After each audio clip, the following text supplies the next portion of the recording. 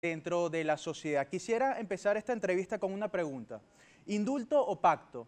Veíamos hace pocos días un Pedro Pablo Kuczynski que se enfrentaba al Congreso en medio de una posible destitución y unos días después prácticamente da este indulto en medio de la Navidad. ¿Cuál es su opinión? ¿Se trata de un indulto o un pacto? Bueno, tiene toda la apariencia de un pacto. Efectivamente, 10 congresistas de la mayoría fujimorista votaron en contra de lo que su grupo decía y este grupo era liderado por Kenji Fujimori, el hijo de Alberto Fujimori, cuya única agenda política en todo este tiempo ha sido la libertad de su padre. Se rumoreaba ya, dada los resultados de la votación del último jueves, que esto iba a pasar. Sin embargo, la prontitud con la que ha pasado, solo 3 días después de haber superado este escollo del presidente Kuczynski, dan la impresión de este pacto que usted menciona y deja en una posición algo incómoda al presidente, o la verdad bastante incómoda. El indulto ha abierto una caja de Pandora. Ayer, de manera muy inusual, ha habido en pleno 25 de diciembre una marcha en el centro de Lima, que se prolongó por varias horas. Se espera que hayan movilizaciones similares en los próximos días. Vamos a ver qué tan grandes llegan a ser estas y si logran poner en peligro la presidencia del presidente Kuczynski.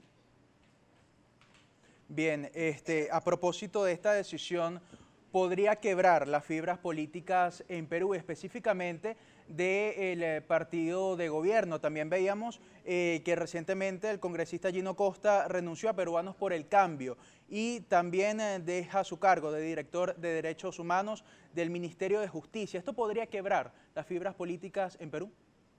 Bueno, en realidad quiebran más o dejan en una posición aún más vulnerable al presidente Kuczynski.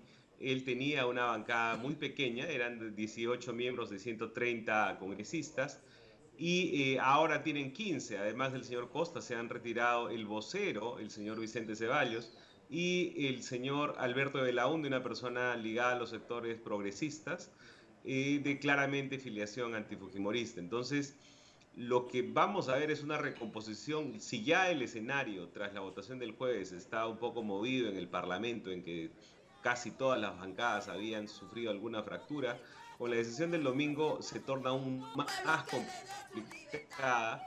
Está perdiendo todos los capitales políticos que tenía, su palabra está muy devaluada, y en estos días en que se requiere un rol más activo de sus ministros, estos han brillado por su ausencia. Ayer el único vocero que aparecía intermitentemente era el congresista Sheput, eh, pero los ministros han sido absolutamente ausentes. El presidente salió a hablar por la noche en un discurso muy deslucido y de una apariencia muy extraña. Por ejemplo, no lo hizo desde el Palacio de Gobierno, desde donde suele dirigirse, y más bien parecía, por lo menos audiovisualmente, parecía estar en la clandestinidad. Fue un discurso, además, leído sin teleprompter, que hacía ver su figura bastante devaluada.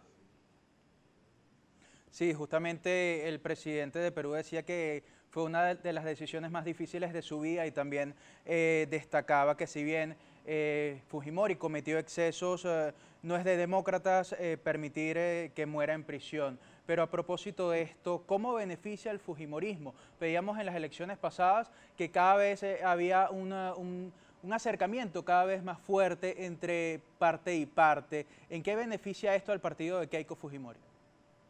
Bueno, es bueno que hayas mencionado lo del apoyo. Efectivamente, 2 de cada 3 peruanos, según las últimas encuestas, apoyaban el indulto. Sin embargo, la forma como ha sido dada el apresuramiento podría hacer que esta cifra varíe. En cuanto al Fujimorismo, hay dos vertientes. Alguna gente cree que va a terminar de dividir al Fujimorismo, otorgándole un poco más de poder a Kenji Fujimori en detrimento del de Keiko Fujimori, la actual lideresa. Mientras otro sector más bien piensa que la salida de Alberto Fujimori va a terminar cohesionando al Fujimorismo en torno a su figura, sin que ésta sea necesariamente la de un líder activo, sino más bien la de una especie de líder moral. Está por verse, es todavía incierto. Las primeras cosas que se han visto sí son fricciones que digamos, se están prolongando en la votación del jueves, pero quizás esto se solucione en las próximas semanas con alguna reunión o algún cónclave que haga que se limen sus asperezas. A quienes sí ha fortalecido es al antifujimorismo, al que le ha dado una razón para movilizarse. Yo te hablaba de estas marchas de ayer, que es una fecha bastante inusual. Varios promotores del indulto creían que la Navidad iba como que despejar las atenciones. Sin embargo, desde horas previas a la Nochebuena y ya en el mismo 25 de diciembre han habido marchas que de algún modo ponen en aprietos al gobierno. Adicionalmente, quería también conocer su posición a propósito de esta trama Odebrecht en Perú. Veíamos, aprovechando que lo tenemos acá en el programa, la semana pasada Pedro Pablo Kuczynski también estaba en medio de la palestra pública por unas asesorías que habría brindado. ¿Esto podría resucitar en algún momento? Sin duda, se espera que en enero quien fue representante de Perú, de Odebrecht en Perú, el señor Jorge Barata, dé su testimonio y que también se levante la reserva al testimonio de Marcelo Odebrecht de noviembre. Entonces vamos a tener más información sobre el tema. Seguramente el presidente va a estar tocado, o la señora Fujimori, el señor García van a estar tocados de alguna manera. Y vamos a ver cómo la nueva correlación funciona, la nueva correlación política. De haber acusaciones con el presidente, es incierto quién lo va a defender esta vez, dado que ha alienado a sus ex aliados o ex promotores o ex soporte antifujimorista, y dada que su relación con el fujimorismo no es del todo clara tampoco, a pesar del indulto. Mucha gente esperaba que el indulto diera gobernabilidad. Vamos a ver si eso pasa. Lo cierto es que el presidente cada vez se presenta con un preocupante aislamiento. Sí, justamente también recordemos que una de las promesas de campaña de PPK, Pedro Pablo Kuczynski, era justamente no dar ese indulto al expresidente Alberto Fujimori. ¿Esto podría traer consecuencias en corto plazo para el gobierno? Ya hablamos de a largo plazo, consecuencias en el panorama político, pero en los próximos 6 meses del 2018, ¿qué podría representar esto para el gobierno de PPK?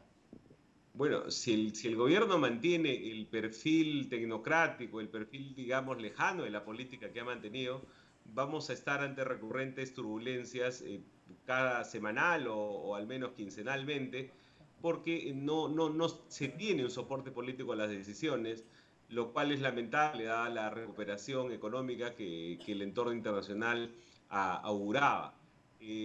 Pero se esperaba que tras los resultados del jueves hubiera un cambio de gabinete relativamente rápido.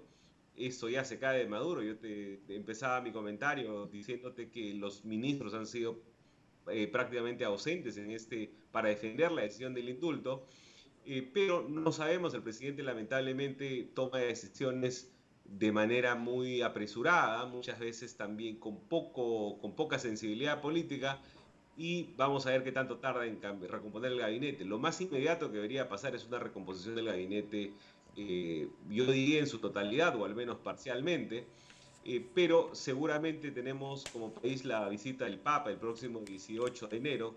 Quizás eso hace que los plazos se alarguen un poco más. Bien, era José Carlos Requena. Muchísimas gracias por su exposición, por su análisis. Él es analista de la consultora 50+1 directamente.